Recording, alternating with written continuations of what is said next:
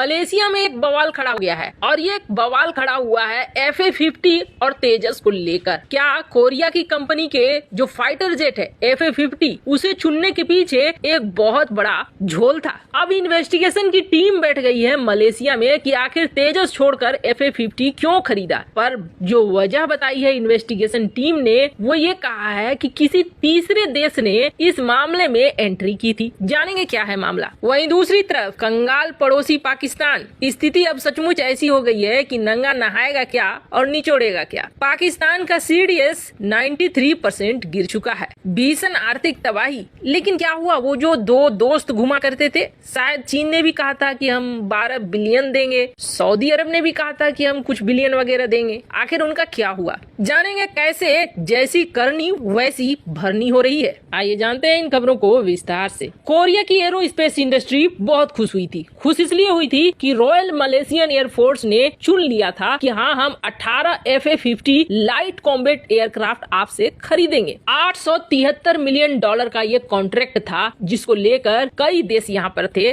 जिसमें आखिरकार Korean company को जीत मिल जाती है। मलेशिया तेजस के साथ ये डील फाइनल करने वाला होता है, लेकिन अंतिम समय पे कुछ ऐसा हो जाता है जिसके बाद तेजस से ये जो डील थी अंतिम रूप में पहुंच चुकी थी, वो डील चली जाती है कोरिया की तरफ और कोरिया के फाइटर जेट को सेलेक्ट कर लिया जाता है। भारत को एक बड़ा सा झटका लगता है। बात भी सही थी, तेजस की डील एकदम से फाइनल होने वाली थी, पर ऐसा हो गया। पर अब किसी एक कंपनी ने जो इसमें बिडिंग कर रही थी, अब उस कंपनी का नाम खुलासा नहीं किया गया है कि क्या वो भारतीय कंपनी थी या फिर कोई और थी। इन्होंने कह दिया, ऑब्जेक्शन लगा दिया कि ये जो टेंडर दिया गया है कोरिया को, ये बिल्कुल सही नहीं दिया गया है, कुछ यहाँ पर गड़बड़ है। और जैसे ही ये बात कही गई, वैसे ही इन्वेस्टिगेशन टीम बैठ गई है। मलेशियन एंटी करप्शन कमीशन ये यहाँ पर बैठ गई है और ये यहाँ पर ढूंढ रही है कि आखिर क्यों इस कॉन्ट्रैक्ट को दिया गया कोरिया को। कारण साफ है कि साउथ कोरिया की FA-50 को भारतीय तेजस से ज्यादा दाम पर ये बीड मिली है। अब एंटी करप्शन एजेंसी ने यहाँ पे फाइल खोल दिया है ये जानने के लिए कि ये जो मल्टी बिलियन डील है, आखिर इसके पीछे क्या कहानी है। 36 लाइट कॉम्बैट जेट चाहिए था और जिसका सारा चीज फुलफिल कर रहा था तेजस। माना जा रहा था 18 पहले फेज में खरीदेगा और बाकी के 18 दूसरे फेज में खरीदेगा। सारा कुछ तय होने के बीच ये सब कुछ हुआ, इसलिए यहाँ पर क्वेश्चन उठने लगा। 6 देश थे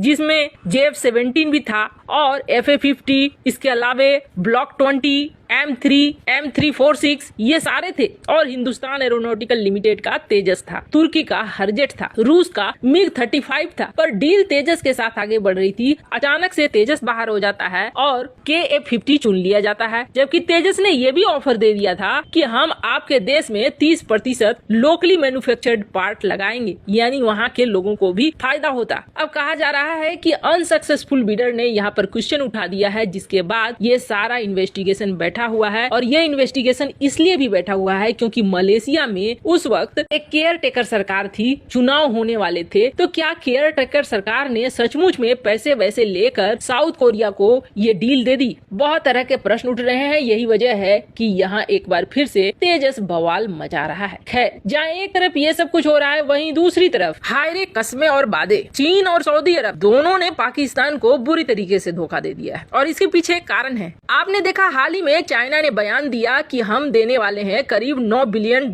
पाकिस्तान की अर्थव्यवस्था को मजबूत कर देंगे। उसके बाद सऊदी अरब की तरफ से भी आती है कि हम भी देंगे $4 बिलियन, कुल मिला के हो गए $13 बिलियन। यानी भीख मांगने वाले पाकिस्तान के कटोरे में $13 बिलियन की बात आई है। पाकिस्तान इसी से खुश हो गया। पाकिस्तान दौड़े दौड़े IMF के पास पहुंचा और IMF को कहा कि देखो $13 बिलियन आ रहे हैं मेरे पास, अब तुम भी कर्जा दे दो हमें। IMF ने भी कहा चलो ठीक है, हम आपको कर्जा दे देंगे। लेकिन ये सारी चीजें जो हो रही है ना, ये सारी चीजें अभी सिर्फ कागजों पर ही हो रही है। सेंट्रल बैंक पाकिस्तान का अभी भी खाली है, यहाँ पर कुछ भी नहीं पहुँचा है। कारण IMF बेवकूफ तो है नहीं। IMF ने पाकिस्तान के सामने शर्त रखी थी कि आप जो कह रहे हो कि कर्जा दो, हम कर्जा आपको दे देंगे, आपकी स्थिति लौटाने वाली है नहीं, आप ये कर्जा लौटाओगे कैसे? और दूसरी बात, हमारे जो नियम है वो काफी कड़े हैं, उसको आप अपनाओगे कैसे? पाकिस्तान ने उस वक्त ये कह दिया था कि हमें चाइना और सऊदी अरब लोन दे देंगे। IMF ने कहा ठीक है, तुम उनसे लिखवा कर लाओ कि ये दोनों देश तुम्हें लोन दे रहे हैं। जिसके बाद IMF भी लोन देने पर विचार करेगा। और यही वजह थी कि सऊदी अरब ने भी कह दिया और चीन ने भी कह दिया, लेकिन अभी तक पाकिस्तान के सेंट्रल बैंक में कोई पैसा नहीं आया है। इस वजह से IMF ने भी अपनी फंडिंग को इस वक्त रोक दिया है। और इस वक्त स्थिति क्या हुई है? स्थिति ये हुई है कि पाकिस्तान बुरी तरीके से तबाह हुआ है। पाकिस्तानी वित्त मंत्री इसाक डार ने ये कहा था कि डिफॉल्ट होने का तो सवाल ही पैदा नहीं होता है, पर रिपोर्ट क्या कह रही है? रिपोर्ट ये कह रही है कि अब तो सिर्फ डिफॉल्ट होने की तरफ ही पाकिस्तान बढ़ रहा है। ऐसा क्यों? ऐसा इसलिए कि पाकिस्तान का क्रेडिट डिफॉल्ट स्वैप यानी कि CDS करीब 30% और गिर गया है और इस वक्त 92.53 टोटल प्रतिशत है जितना गिर चुका है। मतलब कुल मिला के कहें कि क्रेडिट डिफॉल्ट स्वैप जो है इसका करीब 100 के आसपास पहुंच गया है। इसके अलावे से